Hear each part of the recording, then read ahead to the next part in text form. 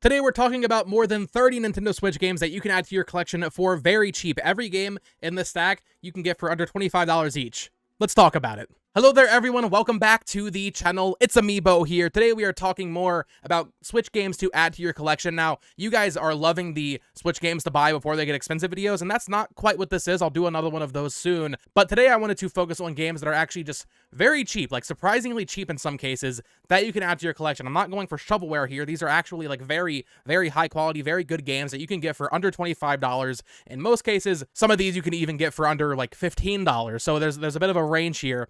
Starting off in no particular order, two games that I really love. I love Warriors games, if you know me. Starting off here with some first-party Nintendo, though, Fire Emblem Warriors 3 Hopes. I think this is the best Warriors game. I'm sure I've talked about it on this channel before. 3 Hopes is basically a retelling or an alternate telling of 3 Houses that came out back in 2019, the actual like mainline Fire Emblem, but this basically takes all those characters, that world, that story, and puts it into the context of a Warriors game, and you can get it for about like 20 bucks, so it's honestly one of the cheaper first-party Nintendo Switch games, and I really recommend it. If you like Warriors gameplay, if you like that hack and slash gameplay of the Warriors series, of the Dynasty Warriors games, this one is, in my opinion, the best Warriors game that Nintendo has worked with Koei Tecmo on. So yeah, definitely recommend that. It's also the most recent one, so maybe that's why it's the best. We also have the original Fire Emblem Warriors here, which you can get for about 18 bucks complete, according to price charting. Certainly not as good as 3 Hopes, but if you like Fire Emblem, if you want Fire Emblem fan service, decent. I would say even in that regard, it doesn't do quite enough. I mean, they really focus on that 3DS era with Awakening and Fates, and I think Almond Salka are in there, so a little bit of Echo's representation, but Fire Emblem Warriors, not as good as 3 Hopes, but still pretty fun. I mean, I would still rather play this in Age of Calamity, to be honest. Next up, we have 2 Mario games not published by Nintendo. So first up is Mario plus Rabbids Kingdom Battle. You can get this bad boy for about like $11 because it is a Ubisoft game. Ubisoft games get very cheap, very quick normally, and this is a very fun strategy game set in the Mario world with Rabbids for some reason. When they first announced this, I was like, okay, I guess, like, why are we doing this crossover? But it actually works surprisingly well. Has a really great soundtrack. The overworld exploration is pretty fun. I actually 100% of this one. There's some really tough, like, challenge missions or expert missions at the end that really make you think. For a Mario strategy game, it was a lot harder to complete this game than I thought it would be. Just beating the story, that's fine, but doing all of the extra content actually did take a little bit out of me. There was also the Donkey Kong DLC for this game, which is pretty fun. There is a gold edition of Mario plus Rabbids Kingdom Battle on Switch that is very expensive, though. If you ever see that in the wild, if it has the ESRB on it, just keep an eye out for that. It's just a variant, but people go crazy for that. I do not have that. I have no intention of spending that much money on a variant, especially when you can get the base game for like $11. But for $11, I mean, that's a steal. Like that's a very good price for a very high quality game. But likewise, we also have Mario plus Rabbids Sparks of Hope here, the sequel that came out back in 2022. I have not had the chance to finish this one yet, although I did really enjoy what I was playing of it.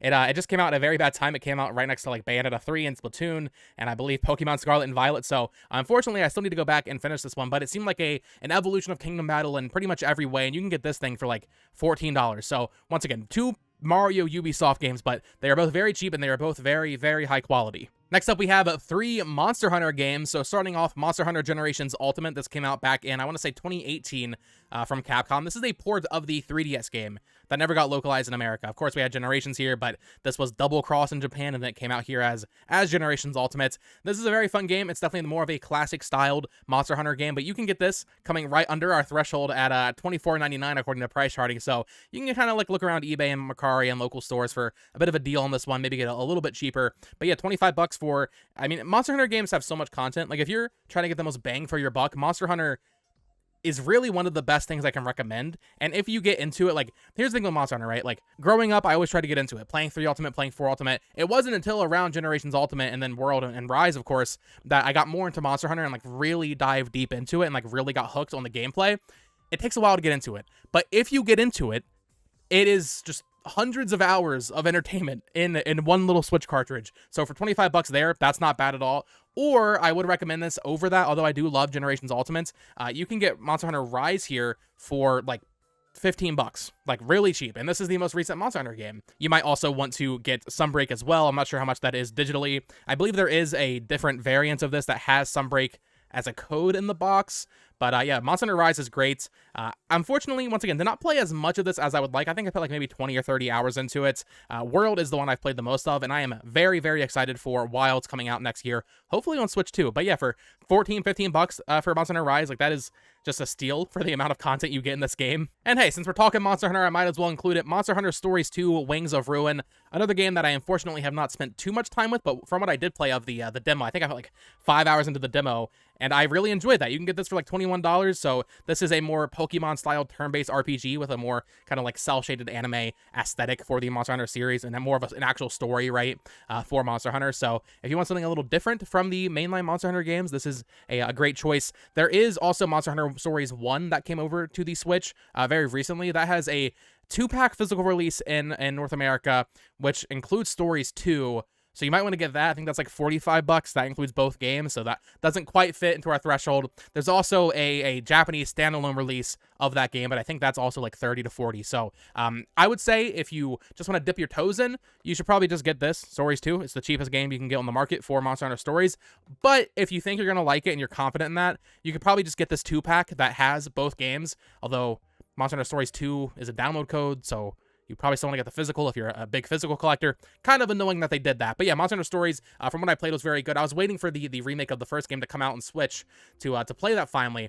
Unfortunately, I've not found time to do that. It's been a packed summer for me in terms of games. But yeah, Monster Hunter Stories, from what I've played, is pretty fun. And from what I've heard, people seem to really love those games. So I wanted to include Stories 2 here because it is under that $25 mark. And hey, keeping on that Capcom train here, we have the Street Fighter 30th Anniversary Collection.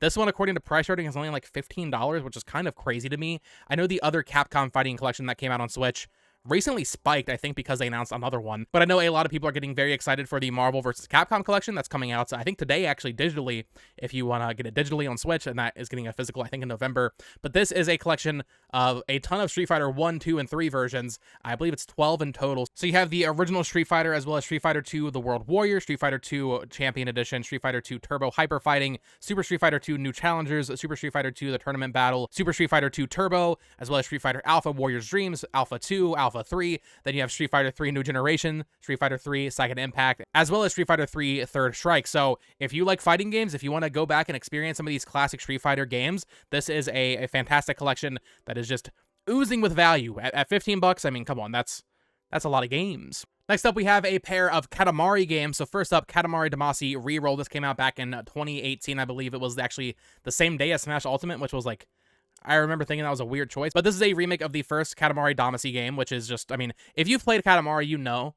Like, Katamari got that essence. It's got that aura, right? Like, these games are just so weird and fun. Like, the story, the concept of just rolling up a bunch of objects in these rooms, the music, this is a crazy game. But if you've seen footage of this and it always looked appealing to you, you will probably like this game. So it's only like 15 bucks on Switch complete for a physical copy, which is really good. But then there is also the recent release of We Love Katamari Reroll, plus Royal Reverie. This one's a little bit more expensive at $23 right now. I have not gotten a chance to step into this, but this is the, I believe this is the second Katamari game, right? So nice that they're going through and slowly remaking these. Hopefully we get to Katamari Forever and Beautiful Katamari, right? Just get all of them on Switch. That'd be nice. But yeah, that's a pair of 2 Katamari games that have been remade for the Switch. And I love the first game. Need to play We Love Katamari, but yeah, this is a nice little duo to look out for if you're hunting in the wild here, because these are not too expensive. I'm sure some of you have seen that new Visions of Mana game that came out on PS5 in August, but if you want to get more acquainted with the series, there are some collections that you can buy. This one is a Switch exclusive, the Collection of Mana. This includes Final Fantasy Adventure, Secret of Mana, and Trials of Mana, all in one cartridge. This one goes for about 20 bucks. Great collection of games. Of course, Final Fantasy Adventure is a Game Boy game, and even that, like, as a Game Boy game, like, I was really surprised when I played it for the first time. Like, I was like, wow, for a Game Boy game, this is like actually really good. And then Secret of Mana and of course Trials of Mana really need no introduction. What's cool about Trials of Mana in this one is that it was actually the first time that SNES ROM had ever been translated and brought to the West. So very cool there. There is also the remake of Trials of Mana if you'd rather play that. That's a little bit more modernized, a little bit more in tune and in style with the new Visions of Mana. This one's like $23.50, I believe, if I remember when I got my little price charting screenshot there. But yeah, two Mana games, or I guess 4 Mana games if you want to count all of those in the collection individually. You can get all of these combined for like 45 bucks. That's pretty good. And also, brief aside, I know I could buy Visions of Mana on the PS5, but I'm really hoping for a Switch 2 version next year. I believe they shut down or laid off most of the staff that made that game, which is really unfortunate, but I do hope that we get a Switch 2 port of Visions of Mana next year. I think that just makes total sense. The game did not do very well in Japan, and I don't want to see Mana as a series just die again. So I really, really hope that it comes to Switch 2 and hopefully does pretty well so that they can continue making more Mana games in the future. Next up, let's talk about some indie games that I really love on the Switch, starting off with Forager here from Humble Bundle. So Forager kind of came out of nowhere. I bought this, I think, on Black Friday in 2019 for like 15 bucks. You can get it now, I believe, for about like 23, I want to say. So not the cheapest on this list, but also it's not, you know, too expensive, right? Forager is interesting because it kind of like, it's like a Terraria, I would say, or like almost like a Minecraft, right? Where it's you're you know, destroying trees and you're getting materials, but then it also has like a lot of idle game elements where you're just constantly gaining XP and you're constantly getting new materials and upgrades. It's very satisfying, very much a game where you just get a lot of dopamine rushes from how much you're upgrading all of your stuff, right? It's been a long time since I played it. I'm not sure if the Switch version ever got any updates or like any of the expansions or anything like that, but this was a very satisfying game when I played it back in 2019. It took me about, I think, 30 hours to do everything. And so for $23, like, that's pretty good. It did feel like there was an endpoint though, so hopefully they did add those expansions to Switch. I'm really just not sure if they ever added that. I think they were also talking about adding like a multiplayer. I'm not sure if that ever happened. But yeah, Forager is a really fun kind of resource management game, if you want to call it that. I'm not sure the exact genre, because it's not like Terraria. Like, you're getting a lot of materials and you're getting a lot of resources, but it's not really like that. But the Switch version here does include a little sticker sheet as well as a poster, I believe. So it is one of the few Switch games that actually includes something in it. So keep that in mind if you like a nice Meteor physical game. Although the inside art is just white, which is like, you were halfway there. You might as well have went the full 9 yards, right? I don't know. Next up, we have Has Been Heroes from Frozen Byte, and actually it was published by Game Trust, which was GameStop's little publishing arm they tried back there for a while. This is from Frozen Byte. They are the creators of the Trine series. This is a roguelike game. This is one of the first roguelikes I really got into. Like, Rogue Legacy in 2014, I think, was the first roguelike I ever played, but Has Been Heroes really did hook me back in 2017. A little, like, unpolished, a little buggy. I remember having some, like, UI issues happen, but if you are interested in a pretty cheap roguelike, I mean, $9 complete. Like, this has to be one of the cheapest physical Switch games you can buy. Now, looking at Metacritic, it does only have a 53 out of 100, which is pretty bad. So maybe I liked it because I was 16 years old and dumb, but I remember enjoying this game quite a bit. And for like $9, like, I don't know, man. Take the risk, I guess. Next up, we have Overcooked II from Team 17. You can get this for about $20 physically on the Switch. This game is fantastic. If you have not seen Overcooked, this is just a very hectic multiplayer co-op game where you're just taking orders from customers and trying to make them with your teammates as fast as possible. I played this with my roommate back in 2019, I believe, on PS4, and it is just such a fun multiplayer game. Now, there is another version of this on Switch that actually is only a couple of dollars more, and actually still falls in this threshold. I didn't know it existed until I was making this video, but they did release Overcooked 1 and 2 in a 2-pack for, you can get that for about like $24 according to price charting, which is pretty cheap. So I would say just get that, but also there is a version of just Overcooked 2 if you just want to get a little bit of a cheaper option. This one is fantastic. I mean, these games are just so much fun, and it can be very frustrating playing with someone if they are not too sure how to do things. You have to kind of explain it to them, but that's kind of the fun, right? It's just a very hectic, fast-paced multiplayer game, and Overcooked 2 is better than the first one in pretty much every way, and I think they've added a ton of DLC to this game. I haven't finished all of it, but I know there's a lot of DLC for this. Next up, we have Bloodstain, Ritual of the Night from 505 Games, and more importantly, the original creator of the Castlevania series. So this is the Castlevania spiritual successor. This is the one that they kickstarted, and what's funny is Inti Creates actually ended up making more 8-bit, more classical themed Metroidvania games, or Castlevania games, basically, with the Curse of the Moon games. And those are way more well-beloved. I think this one has like I want to say like a 70 or something on Metacritic, so not the highest reviewed, but from what I played of it, seems pretty high quality. A lot of like kind of customization options for Miriam, I believe her name is. And if you just want a more modern Castlevania game because Konami is not giving it to you, this is a pretty cheap option at like $17, so not bad at all. Next up, I knew I had to shout out this one, Disney Illusion Island. Now listen, I'm kind of cheating here because according to price charting, this one's $26. However, I looked on eBay, and I saw solds and listed copies for under $20. So if you look around for a deal on Disney Illusion Island, you can get it for under $25. And it is a very fun, lighthearted Metroidvania game. If you have a significant other or something that doesn't really play games, or if you have younger siblings, or just someone who doesn't play games that much in your life, and you want to play a pretty easy Metroidvania with them, a co-op Metroidvania, this is a great one to get into. It's pretty short, I think like 10 hours long, but it's just a fun co-op game. And there's not that many co-op Metroidvanias. Also, the presentation, very good. I mean, it has that like I don't know what that modern Mickey Mouse show on Disney was, but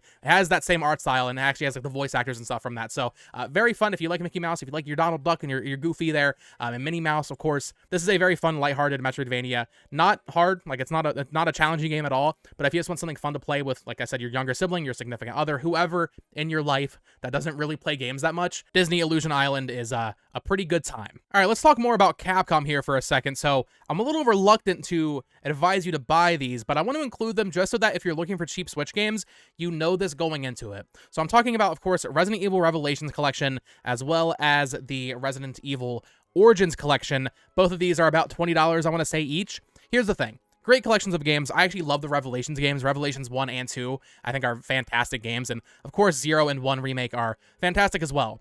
Here's the thing with these, though. And you'll notice, especially on this Revelations box, Internet download and micro SD card required. That is because only Resident Evil Revelations 1 is on the cartridge. So while yes, you can find this game for about $20, it is very unlikely that you will find a copy on eBay where the code has not been used for under that price. So I'm going to include them because I guess if you want to have a little game for yourself, right? If you want to try to find a copy where the eBay listing says code unused, you can do that. But I wanted to include them as a warning because, yeah, unfortunately, Capcom was doing a lot of that early on in the Switch generation. I think like the Mega Man Legacy collections were similar, where all of that wasn't on the cartridge, and it's just like, why? So I don't know why they did that. Here's the Resident Evil Origins collection, which has 0 on the cartridge there, and then 1 was a download. In fact, I'm not sure if I ever used these because I did actually buy them used, and I bought the games on the eShop when they were very cheap. So if anybody watching this video wants to see if these codes work, here's Revelations 2, and here's Resident Evil 1 Remake. If you want to try those and see if they work, be my guest. I have no idea because I know I didn't use them. I bought the triple pack that had 4, 5, and 6. I did get a code for that. Or I got a used copy that had the code not used for, I think, like $30 maybe a year ago, so I was happy about that. But yeah, just be warned with these Resident Evil collections that you can get them for very cheap, but that's because they're not really complete. Of course, it wouldn't be an Its-A-Mii video without some very good JRPGs mentioned. So Shin Megami Tensei 5, this is the Steelbook Fall of Man edition, I believe it was what it was called. You can get this for about $16, $17 now. But here's the thing, right? SMT 5 just got re-released as SMT 5 Vengeance with way more content. However, that is still like $50, $60. So if you wanted a cheap entry point into SMT, you can just still buy that. It did get delisted from the eShop, so I guess if you're looking for things that might go up in value, that actually would be one, because even though it did get a new version, inherently, that game not existing anymore, you cannot buy SMT5, the original version, anymore. Inherently, that might go up in price, but it's still very cheap right now, and if you want, just like I said, a cheap entry point into the SMT franchise, I highly recommend that. It is a fantastic game. At least from what I've played, I put like 20 hours into it. I still need to get back to that. That's another one on the backlog of shame. But also, I want to recommend SMT3 Nocturn HD Remaster. This one's even cheaper, I believe, or slightly cheaper. I think it's like literally 50 cents cheaper according to price charting. This is a remaster of the PS2 game. Of course, this is like really what I think set SMT into what it was going to become, and then of course later on Persona. So that makes sense why they went back and remade this one, a very important game to the Shin Megami Tensei franchise. But yeah, both of these are very, very cheap. This one's a little bit more archaic. Like, this is pretty.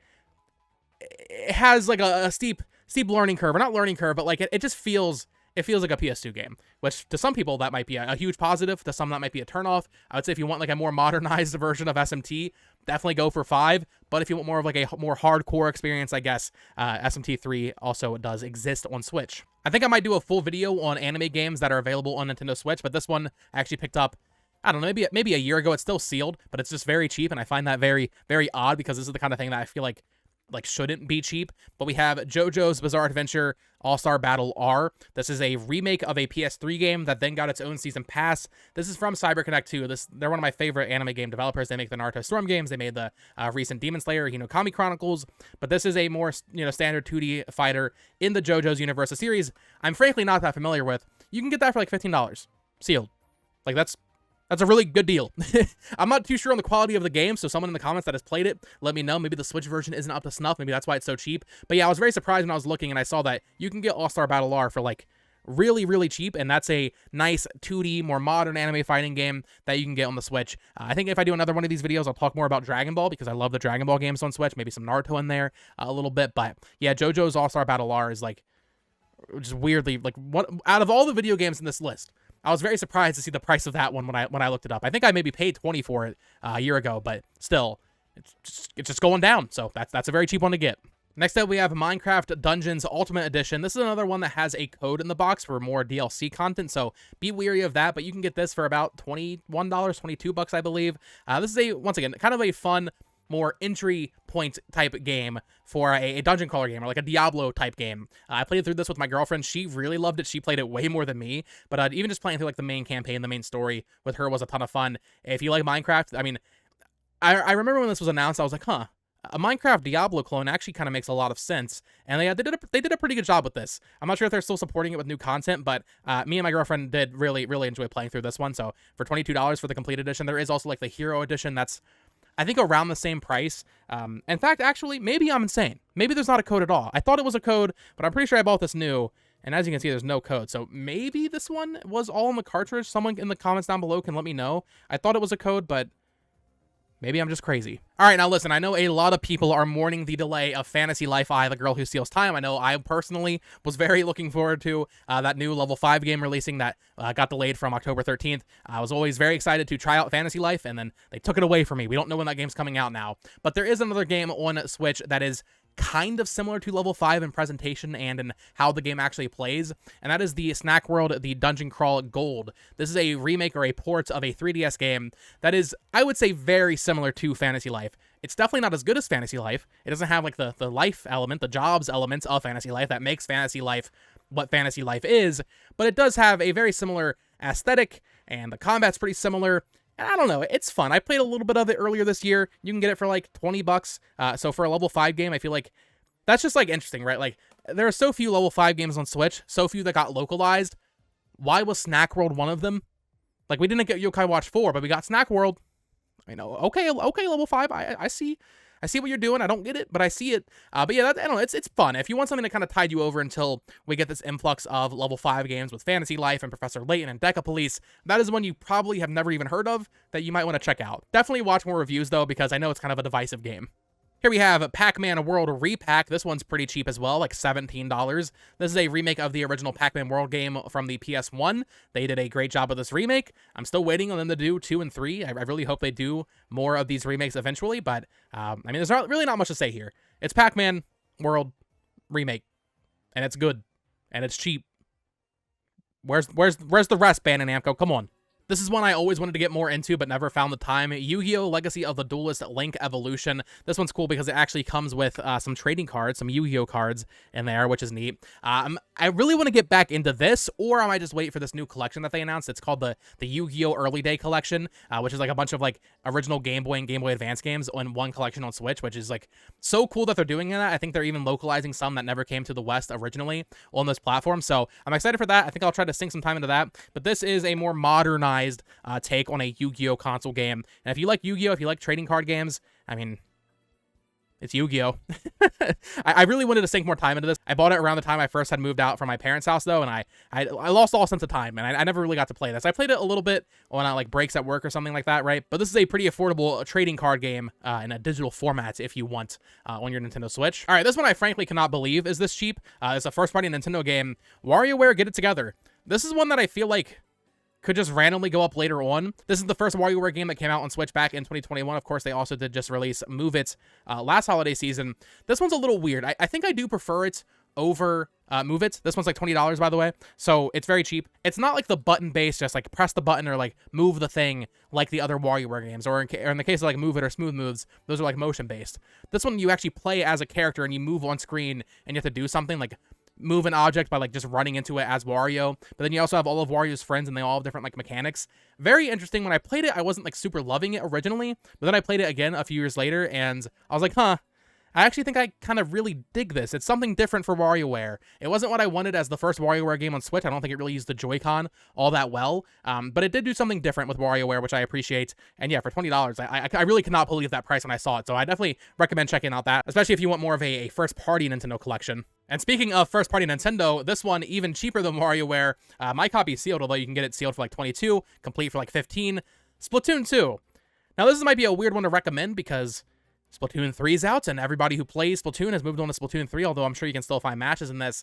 I wanted to recommend this, A, because it's very cheap, and it does have single-player content, but most importantly, it has a really good single-player content in the Octo expansion. And what's cool is if you have the Nintendo Switch Online Plus expansion pack, which gives you like the GBA and N64 games and all that, if you have that, you get Octo expansion included. So if you want to play what I would say is definitely the best Splatoon single-player content in Octo expansion, you can get yourself a copy of Splatoon 2 for very, very cheap. I once again, very surprised that this is only $15, but I guess it makes sense. It sold a lot of copies, and then everybody kind of just moved to Splatoon 3. But yeah, I mean, if you want a cheap Splatoon game, if you want to, try out Splatoon a little bit, I'm sure the servers are still active enough to find matches, and then really that single-player content is what I would recommend this for, because Octo expansion is fantastic. Now, if you're like me, you might have watched that most recent Nintendo Direct and saw that Rune Factory Guardians of Ozma trailer and thought, wow, Rune Factory looks like really, really good. And if you're interested in checking out some of the other Rune Factory games on Switch, luckily they are all pretty cheap. So there are 3 Rune Factory games on Switch right now. The first one they released was a port of the 3DS game here with Rune Factory 4 Special. This is the only one I've played any substantial amounts of. I played it on 3DS back in the day, and I enjoyed it. It doesn't look the best on Switch. It is very much a 3DS game just brought to Switch, so it looks a little crusty around the edges, but if you want that Harvest Moon plus combat that you would expect from Rune Factory, I would suppose this is a pretty good entry point. You can get this one for about like $19, I believe. But then there is also Rune Factory 5. I think I'm going to try out this before the new one comes out. This one is like, once again, like 18, 19 bucks. I know some people have commented on my videos saying like Rune Factory 5, not that great, I think. I think the reception to this one was not as positive as some other Rune Factory games, but I think I might try this out just because, more modern Rune Factory game. And then the most recent Rune Factory release is Rune Factory 3 Special, so a remake or a re-release of the original DS game here. This one says $30 on price rating, but once again, I went on eBay, and you can definitely find copies way cheaper than that. So yeah, I wanted to include all 3 of those, even though I've only played a little bit of Rune Factory 4, because seeing that new Rune Factory game, I was like, damn, that looks pretty good. Rune Factory is one of those things, and the same thing with like Story of Seasons and even like Ys, which I'm currently playing through Ys 8, very fun game.